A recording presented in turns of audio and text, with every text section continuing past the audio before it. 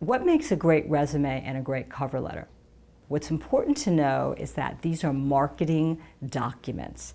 It's also important to know that the average employer now takes up only about 7 seconds. So they're not reading these resumes, they're skimming these resumes.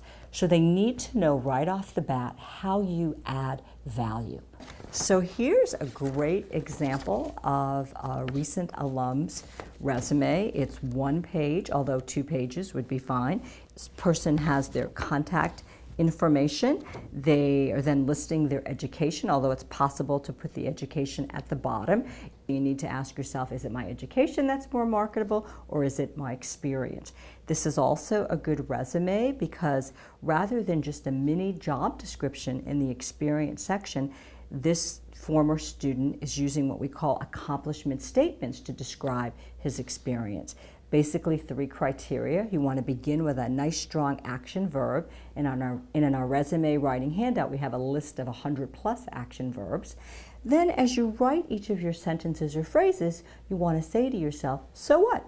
Big deal. So I did that. How did I make a difference? Did I increase anything, decrease, modify, or change? So if it's possible to pull out accomplishments and results. And the 3rd criteria would be to quantify information. Here's another strong example of a resume. What I like about what the student did is in the experience section, she has strong action verbs, she has strong results, but she also has strong numbers. She was able to quantify her results and accomplishments.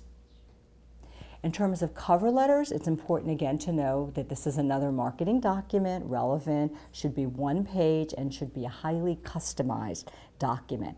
And basically a cover letter is answering 2 questions. Why you for that specific position at that specific organization? So it's certainly important to have a strong resume and a cover letter, but it's important to remember that the #1 job search strategy is networking, and you don't want to have an entirely reactive job search, just reacting to jobs that are posted on internet job boards, for example. The problem is you don't know them, they don't know you, your odds of being called in are probably slim. So I highly encourage you to implement networking, to conduct a series of informational meetings, so in fact they're meeting you first, and then your resume comes along, and it's more of a placeholder, and then it doesn't weigh as much.